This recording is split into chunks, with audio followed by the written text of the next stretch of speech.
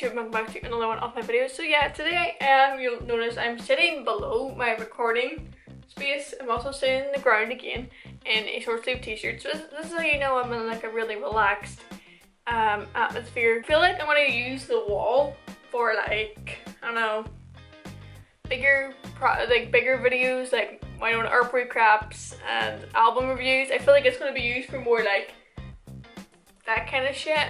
Whereas this video is a little bit more laid back. It's basically me talking to you guys about dropping out of A-levels. If you're thinking about doing that, or you're just interested in what happens, maybe you're GCSE and you're like, well, maybe I don't want to do A-levels, and that's cool. I'm going to try and give you all the information that I have, because I feel like it's something that's not talked about, but it's an option that everybody has. So I've made no secret about the fact that I am a dropout of A-levels. I dropped out at AS level, so I done my first year of A-levels and I got the qualifications and they're cashed in. Basically what that means is if you cash in your AS results, which they are pre-cashed in this year, in some schools, they were pre-cashed in this year for me. It basically means that the grades that you get at the end of this year are cashed in. They are qualifications. You can put them on the CVs. They are full-blown qualifications. The first part of your GCSEs aren't cashed in. For an example, uncashed grades, we'll take it as GCSEs, and then your second year GCSEs are cashed in. Same with A-levels, only ASs can be cashed in for UCAS points, which is what I did. Cashed in qualifications do give you UCAS points. Them UCAS points can then be used to get you onto courses. Just like what I did, I got my ASs, used those UCAS points to get me onto my level 5 course that now I'm doing in college. As of filming, I did just start this course, so today was my second day on the course. This will be uploaded on Saturday. Tonight is Tuesday. So that just goes to show you how long it takes me to edit, you know? I would recommend dropping out of your A-levels for the following reasons. You can't just drop out and have no direction. It's easier for you to drop out, know what you're doing, and have advice on it. So I'd recommend dropping out if you're not enjoying your time. If you're not enjoying yourself, you're not going to learn anything. This is something that I found in the classes that I didn't really enjoy, the teachers, I didn't enjoy the company I was in, I got lower grades in. And when you're not enjoying something, obviously you're not going to put your full effort into it, and it's just not going to work. It's just not going to work. So if you're not enjoying your time in the place that you're in or whatever, maybe you should consider leaving, unless you think I can do this. If it's possible for you to cope in those conditions and get good grades, and you want to do that, continue doing it. But if you don't want to do it and you find it really, really hard to do what you're doing, another reason that you could drop out is if you find a better, more suitable course. This is a course, in my case, I did. I found a course that sounded way better.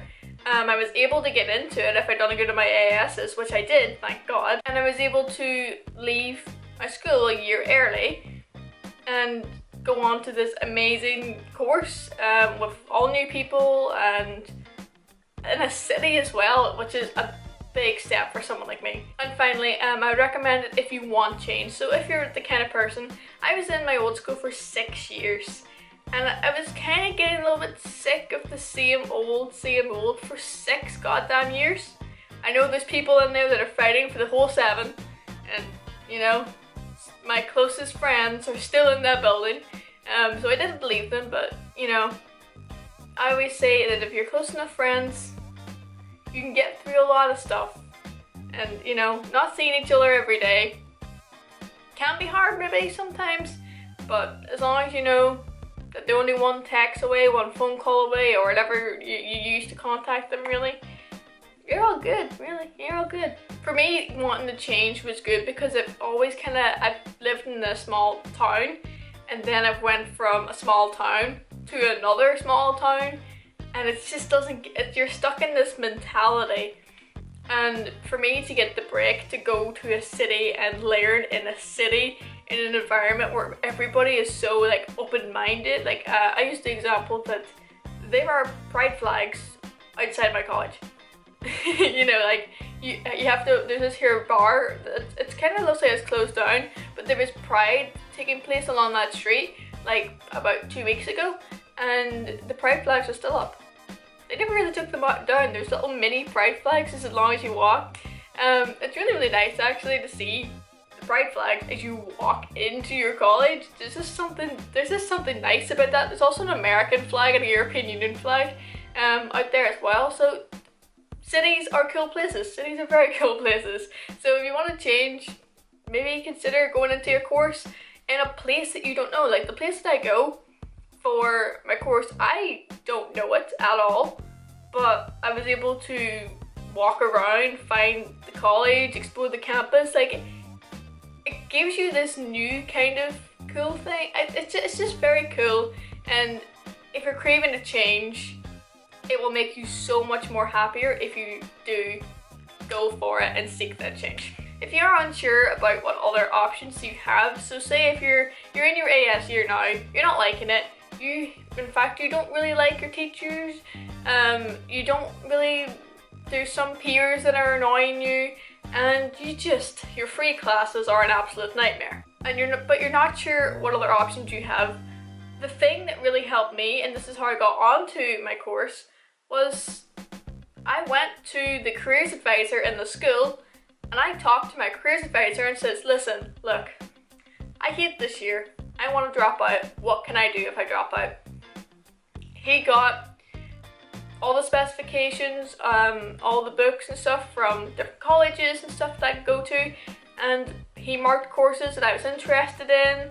I looked at them, I picked a few that I liked, and I found one course I really wanted to go on. I applied. You can apply super early, and I had my interview done way before my results were even in. You can do that, and you can be super flexible about it. Like I applied for my EMA and my student loan, and so if I didn't get into the other course, I could go back onto the EMA system, wouldn't go back to school no, I wouldn't go back to school.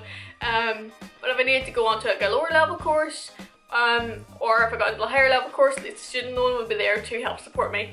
So you're able to have those options, and through having careers talks with a careers advisor, I had a careers advisor in school that I talked to, and then have one outside of school that I talked to as well. If you go seek the help, honestly, it makes your options so much more clear. You get the advice, you know what to apply for, you know when to apply for it, how to apply for it, and you can ask them any questions as you want. These people are employed, that is their job. Their job is to help you find your career. I found those really helpful, so those resources are all out for you. Also, the internet is a great tool if you just want to go on to, if there's a certain college that you really want to go to and you've heard good things about, go onto their website, view their courses, you can read reviews of what other students thought on it, what kind of jobs the students got afterwards, after they graduated. You can check all that out. I found all those things really helpful, so I hope this helps. Just don't forget, you shouldn't feel forced to sit in an A-level classroom if you don't want to. And another big misconception is that you need A-levels to get into university. This is a complete lie. I know people that are doing level 3 courses and can still get into uni. So they're doing BTEC level 3, which is equivalent to 3 A-levels. It's a 2-year course, usually. You can't do them over 1 year, I think, but I think it's like full-time. But if you do part-time, I think 2 years. Something like that. Mine's full-time, but it's full-time 2 years. So I'm 9 to 5 Monday and Tuesday, and then I have a half day on Wednesday. That's my hours. But yeah, you can still get into uni with those courses. Same with my level 5. I'm doing level 4 this year and level 5 next year. You can get into, I can go to uni after this if I want. I probably won't, but I can. Another thing that you can do is with BTEC level 3, you can also get into uni that way.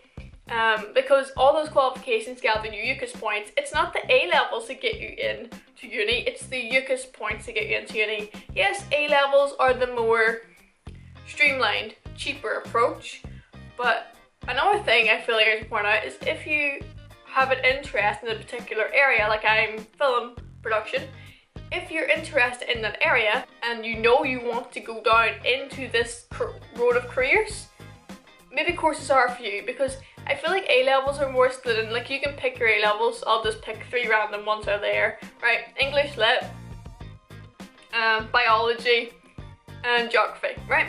Your 3 careers. With your English literature degree, you become a scriptwriter. With your biology degree, you can do a course in university that allows you to become a marine biologist. With your geography degree, you can become a geologist, study of rocks, right? You have 3 different choices there, 1 course. You can pick one. With me, I knew I wanted to do media production. I didn't have, I have my 3 AS levels, which got me into the course, but the course is going to push me in the direction of this is what you're training to do and this is the work that you're going to be doing. Like I know what kind of job I want, so I can go into a course that will train me specifically for the job, whereas if you're coming at A level, you might necessarily not have the training to go into any jobs, and you will have to go into a different course after your A levels anyway. So if you can cut out a year like I did, maybe dropping out is a good option for you.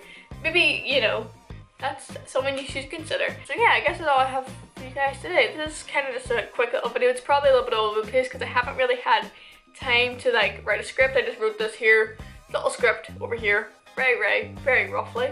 I'm very tired because I haven't really got like good night's sleeps and stuff because like I've been stressing over stuff, but everything has worked out okay today, and I'm feeling really upbeat and I'm just ready to film. I have 2 days off every week, so I have plenty of time to edit for you guys. I have plenty of time to come up with ideas, and yeah, pretty much it. But if you have any questions about you know what choices you have available to you, Google it or ask someone. There's so many people out there that are willing to help you.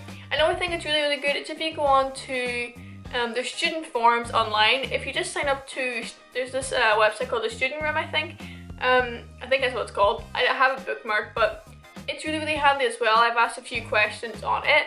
You can go on to the Student Room, you can talk to people who have dropped out of AS and what options they had available to them, and there's a whole network of people out there that are willing to help you. So just take their advice and make your own decisions and follow your dreams. Just go and do that, and I hope that everybody has the chance to work towards a career they're going to be happy in. I think that's what we all deserve. So yeah, I will be talking more about like college and stuff in my late night vlogs, more than likely, you know. So yeah, that's cool, I guess. So thank you guys so much for watching. If you did enjoy the video, please give it a big thumbs up and also subscribe button some love, and hopefully I'll see you guys in the next video.